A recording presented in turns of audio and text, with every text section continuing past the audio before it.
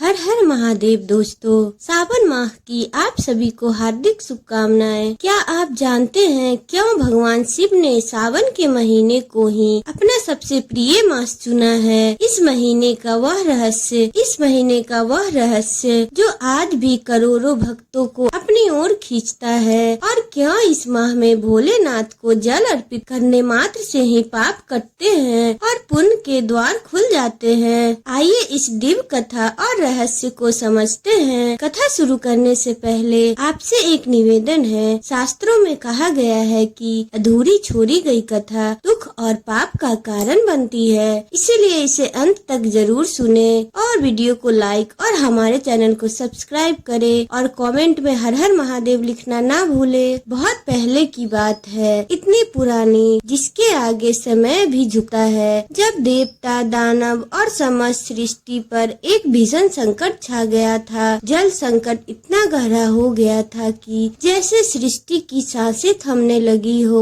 तब देवताओं और असुरों ने मिलकर निर्णय लिया कि समुद्र मंथन का एक महासमुद्र मंथन, जिससे संसार की रक्षा का मार्ग निकले। मंथन हुआ और उससे निकले 14 अमूल्य रत्न, परंतु उन्हीं के साथ निकला कालकूट विष इतना घातक था कि उसकी एक बूंद से प्राणी देवता असुर सब जलकर भस्म हो जाए। सृष्टि की आंखों में डर था, देवताओं के मन में चिंता थी और धरती पर छा गई थी भय की गहन छाया। तब सभी देवता और मुनि एक ही आस लेके भगवान शिव के चरणों में आए और भगवान शिव ने उस विष को अपने कंठ में धारण कर लिया। इतनी करुणा त्याग और धैर्य से उन्होंने सृष्टि को विनाश से बचा लिया। उनका कंठ नीला हो गया और वे नीलकंठ कहलाने लगे। यह महासमुद्र मंथन सावन मास में ही हुआ था और जब भगवान शिव ने यह विष पिया, तभी से इस मास की हर तिथि हर क्षण उनके त्याग और तपस्या का प्रतीक बन गई। देवताओं ने शिव जी के विष के प्रभाव को शांत करने के लिए निरंतर उनके कंठ पर गंगा जल चढ़ाया। तभी से सावन के महीने में शिवलिंग पर गंगा जल की परंपरा प्रारंभ हो गई। सावन माह में केवल पूजा का महीना ही नहीं, यह एक आवाहन है भीतर की यात्रा का,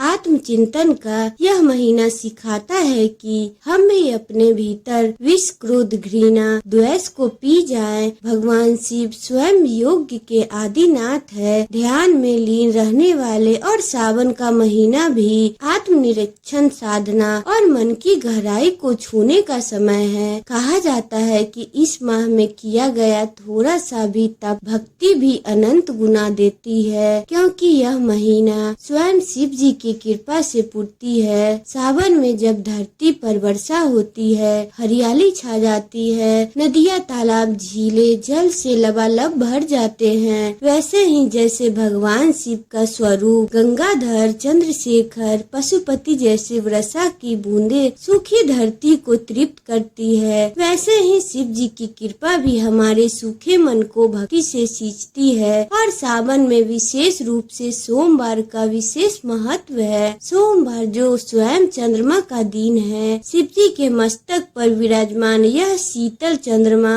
उनके धैर्य और शांत स्वभाव का प्रतीक है। कहा जाता है कि सावन के प्रत्येक सोमवार को सच्चे मन से व्रत रखने से भोलेनाथ विशेष रूप से प्रसन्न होते हैं। उनकी कृपा से जीवन की बाधाएं दूर होती है, मनोकामनाएं पूर्ण होती है। माँ पार्वती ने भी कठोर तप कर सावन के महीने को ही शिव जी को पति के रूप में प्राप्त किया था। तभी से यह व्रत विशेषकर कन्याओं के लिए बहुत पुण्यकारी माना जाता है। पहला सोमवार का संबंध आत्मिक शुद्ध से और दूसरा सोमवार मन की गुप्त इच्छाओं की पूर्ति के लिए है। तीसरा सोमवार परिवार की सुख शांति के लिए है और चौथा सोमवार मोक्ष की प्राप्ति के लिए मनाया जाता है। हर सोमवार शिव भक्ति की डगर पर एक नया कदम है, एक नई अनुभूति है। कहा जाता है कि जब भगवान शिव ने विष पिया तो उनका कंठ बहुत गर्म हो गया। उस अग्नि को शांत करने के लिए देवताओं ने